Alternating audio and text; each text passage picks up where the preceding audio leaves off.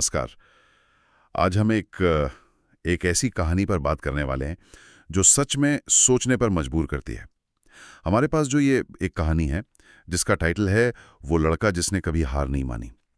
ये R K success mindset से है और इसमें एक नौजवान राघव उसकी जो यात्रा है उसका जिक्र है। हाँ, बिल्कुल एक असाधारण कहानी है ये। तो आज इस चर्चा का मकसद सिर्फ कहानी सुनना नहीं है, बल्कि उसके अंदर जो बातें छुपी हैं, जैसे दृढ़ता, आत्मविश्वास, इन गहरे सबकों को थोड़ा खोजना है ना। हाँ, बिल्कुल।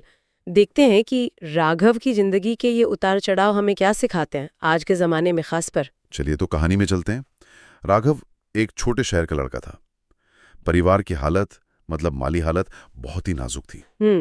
पिता रिक्शा चलाते थे और कमाई इतनी कम कि जैसा बताया गया है कई बार तो घर में रात का खाना भी नहीं होता था।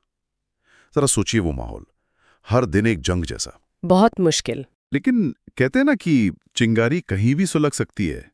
तो राघव के अंदर एक जुनून था। उसके मन में एक बात बैठ गई थी जो कहानी में उसके शब्दों में है, मेरा सपना बड़ा है और हालात जैसे भी हों मैं रुकूंगा नहीं। वाह। मतलब ये सिर्फ एक लाइन नहीं है, नहीं, बिल्कुल नहीं। ये उसकी सोच की बुनियाद थी। ऐसे हालात में इतनी बड़ी सोच रखना ये अपने आप में ही बहुत बड़ी बात है। सही कहा। कहानी में आगे पता चलता है कि स्कूल जाना भी उसके लिए कोई आसान काम नहीं था। पहनने को मतलब ढंगी चप्पलें तक नहीं थी। वो रोज टूटी चप्पल पहनकर स्कूल जाता था। अब जाहिर है ऐसे में उसे लोग ताने मारते होंगे, मजाक उड़ाते होंगे। कहानी में आता है कि लोग उसे देखकर कहते थे, अरे ये क्या करेगा जिंदगी में। सोचिए एक बच्चे के मन पर क्या असर पड़ता होगा इन बातों का। बहुत ज्यादा। पर राघव का जो रवैया था ना, वो देखने लायक था। वो इन बातों से टूटता नहीं था, बल्कि एक पता नहीं कैसी एक मुस्कुराहट के साथ जवाब देता, देख लेना एक दिन यही पांव जमीन नहीं छुएंगे। ये कमाल की बात है। ये सिर्फ जवाब नहीं था, ये उसके अंदर जो विश्वास था ना, उसकी गूंज थी। ऐसा लगता है जैसे उसने बाहर की आवाजों को अपने अंदर की आवाज से दबा गया था। हाँ, और ये पहलू बहुत जरूरी है।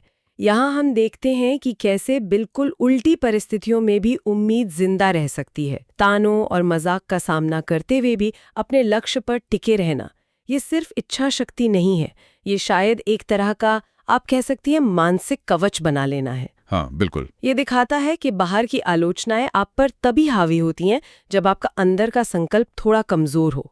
राघव ने शायद अनजाने में ही अपने चारों ओर एक मजबूत ढाल बना ली थी। और ये ढाल सिर्फ सोच तक नहीं थी, उसने अपने इरादे को काम में भी बदला। उसे पढ़ने का जुनून था, बहुत शौक था, ज्ञान की प्यास थी। लेकिन यहां भी एक बड़ी मुश्किल, घर पर बिजली नहीं थी। आज के समय में ये सोचना भी मुश्किल है ना, लेकिन अंधेरा उसके पढ़ाई के रास्ते में खड़ा था। सही बात है। तो उसने क्या किया, उसने हार नहीं मानी। जैसा कहानी बताती है, वो रात को घर से निकल जाता और सड़क किनारे स्ट्रीट लाइट की रोशनी में बैठकर पढ़ता था। क्या बात है। ये सीन कितना मतलब मार्मिक भी है और प्रेरणा देने वाला भी। एक तरफ शहर सो रहा है और दूसरी तरफ एक लड़का रोशनी की एक किरण के नीचे अपने सपने बुन रहा है। बिल्कुल। लेकिन ये भी आसान नहीं था। बताया गया है कि कई बार उसे वहां से भगा दिया जाता था, शायद पुलिस वाले या कोई और उसे वहां बैठने से रोकता होगा। हाँ, हो सकता है। अब सोचिए, पढ़ने की लगन आपको खींच कर लाई है और फिर आपको वहां से हटा दिया जाए, कितनी निराशा हो सकती थी। बिल्कुल हो सकती थी। लेकिन उसका अगले दिन फिर उसी जगह पहुंच जाना, ये कोई साधारण बात नहीं है। ये सिर्फ पढ़ने का शौक नहीं है, ये उसकी जिद है, उसका लचीलापन, उसकी लगन है। हाँ, जिद। ये दिखाता है कि जब इरादा पक्का हो तो इंसान मुश्किलों को चुनौती की तरह देखता है, रुकावट की तरह नहीं। वो संसाधनों की कमी का रोना नहीं रो रहा, नहीं, बल्कि जो थोड़े बहुत साधन है उनका इस्तेमाल कर रहा है, वो भी रचनात्मक तरीके से। स्ट्रीट लाइट के नीचे पढ़ना, ये समस्या का एक अनोखा हल खोजना है, जिसे हम आज जुगाड़ कह देते हैं कभी कभी। हाँ, जुगाड़। लेकिन ये उससे कहीं ज्यादा गहरा है। ये तो अस्तित्व और सपने के बीच का संघर्ष है। सही कहा आपने। ये क्रिएटिव प्रॉब्लम सॉल्विंग का एक जबरदस्त उदाहरण है। और फिर कहानी में एक ऐसा पल आता है जब उसे बाहर से भी एक चिंगारी मिलती है। उसकी एक टीचर ने उसे कुछ ऐसा कहा जो शायद उसके अंदर जो आग पहले से जल रही थी उसे और भड़का गया। अच्छा, हाँ, क्या कहा? टीचर के शब्द थे, राघव, तुम्हारे पास कुछ नहीं है पर तुम्हारे अंदर सब कुछ है। वाह, बहुत गहरी बात है। हाँ, ये वाक्य सीधा उसके दिल पर लगा। कहानी के अनुसार ये शब्द उसके लिए एक तरह की मशाल बन गए, जिसने उसके रास्ते को और रोशन कर दिया। ये बहुत बहुत ही पावरफुल बात है। अक्सर हम सफलता को बाहरी चीजों से जोड़ते हैं, पैसा, सुविधाएं, कौन किसे जानता है, लेकिन उस टीचर ने उसे उसकी अंदरूनी दौलत का एहसास कराया। ये आत्मबोध की शक्ति है। जब दुनिया आपको आपकी कमियां गिना रही हो और तब कोई आपकी अंदरूनी ताकत की तरफ इशारा कर दे, तो ये बहुत बड़ा सहारा बन सकता है। मनोवैज्ञानिक रूप से भी ये अंदर सब कुछ है वाली बात शायद सबसे टिकाऊ पूंजी है, क्योंकि इसे कोई छीन नहीं सकता। ये एक तरह से वो जो कहते हैं ना इंटरनल लोकस ऑफ कंट्रोल, उसको मजबूत करने जैसा है। मतलब ये विश्वास कि आपकी जिंदगी आपके बाहरी हालातों से नहीं बल्कि आपके अंदर के फैसलों और कोशिशों से तय होती है। और इस एहसास ने राघव को जैसे नई ऊर्जा दे दी। कहानी बताती है कि इसके बाद उसने अपनी पूरी जान लगा दी, दिन रात पढ़ाई में डूब गया। पर यहाँ कहानी एक और जरूरी मोड़ लेती है। अच्छा। वो रास्ता सीधा नहीं था। वो एक बार नहीं कई बार असफल हुआ, परीक्षा में फेल हुआ, फिर उठा, फिर तैयारी की, फिर फेल हुआ और फिर से खड़ा हुआ। ये जानना बहुत जरूरी है। हाँ, क्योंकि हम अक्सर सफल लोगों की कहानियां सुनते हैं तो लगता है जैसे वो सीधे एक ही बार में शिखर पर पहुंच गए। बिल्कुल। लेकिन असफलताओं का ये सिलसिला, ये गिरकर उठने का दर्द, यह अक्सर कहानी से गायब होता है। आपने बिल्कुल सही बिंदु उठाया है। असफलता को हमारे समाज में अक्सर एक कलंक की तरह, एक अंत की तरह देखा जाता है। लेकिन अगर मनोवैज्ञानिक नजरिए से देखें तो असफलता सीखने की प्रक्रिया का सबसे शक्तिशाली हिस्सा हो सकती है, अगर उसे सही नजरिए से देखा जाए। हाँ, नजरिए की बात है। बिल्कुल। महत्वपूर्ण ये नहीं कि राघव गिरा, महत्वपूर्ण ये है कि वो हर बार उठा। ये उसकी रेजिलियंस, मतलब मानसिक दृढ़ता और लचीलेपन का प्रमाण है। सही शब्द है, रेजिलियंस। उसने असफलताओं को अपनी कहानी का अंत नहीं बनने दिया, बल्कि उन्हें अपनी यात्रा का हिस्सा माना। शायद हर असफलता ने उसे सिखाया कि अगली बार क्या अलग करना है, कहाँ कमी रह गई थी। ये ग्रोथ माइंडसेट का सटीक उदाहरण है। ये मानना कि क्षमताएं मेहनत से विकसित की जा सकती हैं और असफलता अंत नहीं बल्कि सीखने का मौका है। और इसी अटूट संकल्प, इसी ना हारने वाली जिद का नतीजा सामने आया।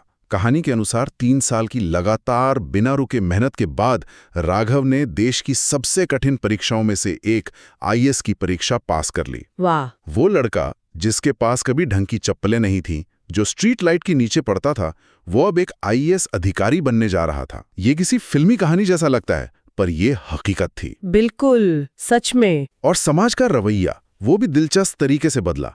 कहानी में आता है कि नतीजा आने के बाद वही लोग जो कभी उसकी गरीबी, उसकी टूटी चप्पलों पर हंसते थे या कहते थे कि ये क्या करेगा, अब गर्व से उसकी सफलता की कहानियां सुना रहे थे। ये तो होता ही है। हाँ, ये दिखाता है कि दुनिया अक्सर नतीजों को सलाम करती है, सफर के संघर्ष को शायद उतना नहीं। हाँ, दुर्भाग्य से। इस पूरी यात्रा के बाद राघव के अपने शब्द जो इस कहानी में दिए गए हैं, शायद पूरी कहानी का सार हैं। उसने कहा, जिंदगी तब नहीं बदलती जब हालात आसान हो, जिंदगी तब बदलती है जब तुम हार मानना छोड़ दो। यही केंद्रीय संदेश है। बिल्कुल। असली बदलाव बाहरी परिस्थितियों के बदलने का इंतजार नहीं करता। वो तब शुरू होता है जब इंसान अपने अंदर ये तय कर लेता है कि वो हार नहीं मानेगा। राघव की कहानी इस बात का जीता जागता सबूत है कि आपकी आज की स्थिति आपकी क्षमता का आखिरी पैमाना नहीं है। अंदर का संकल्प बाहरी बाधाओं पर जीत हासिल कर सकता है। ये सिर्फ मोटिवेशन नहीं है, ये मनोविज्ञान का भी एक सिद्धांत है कि हमारा नजरिया और विश्वास हमारी हकीकत को बनाने में बड़ी भूमिका निभाते हैं। तो अगर हम इस पूरी चर्चा से कुछ मुख्य बातें निकालें तो वो क्या होंगी? पहले तो यही कि दृढ़ निश्चय और लगन किसी भी पहाड़ जैसी मुश्किल को हिला सकते हैं। बिल्कुल। और दूसरी, शायद ज्यादा गहरी बात, ये कि हमारी सोच में ही हमारी असली शक्ति छिपी है। जैसा कि स्रोत आर के सक्सेस माइंडसेट का भी मूल मंत्र लगता है, सोच बदलो, जिंदगी बदल जाएगी। राघव ने पहले अपनी सोच बदली, फिर उसकी जिंदगी बदली। बिल्कुल सही। और इस संदेश का दायरा सिर्फ करियर या परीक्षा तक ही सीमित नहीं है, ये जीवन के हर मोर्चे पर लागू होता है, चाहे वो व्यक्तिगत रिश्ते हों, सेहत की चुनौतियां हों या कोई और सपना हो। हाँ, हर जगह आत्मविश्वास यानी खुद पर भरोसा और निरंतर प्रयास यानी लगन, ये 2 ऐसे तत्व हैं जो किसी भी क्षेत्र में सफलता की नींव रखते हैं। राघव की कहानी हमें याद दिलाती है कि इंसान की जो इच्छा शक्ति है, जो संकल्प है, उसकी कोई सीमा नहीं होती।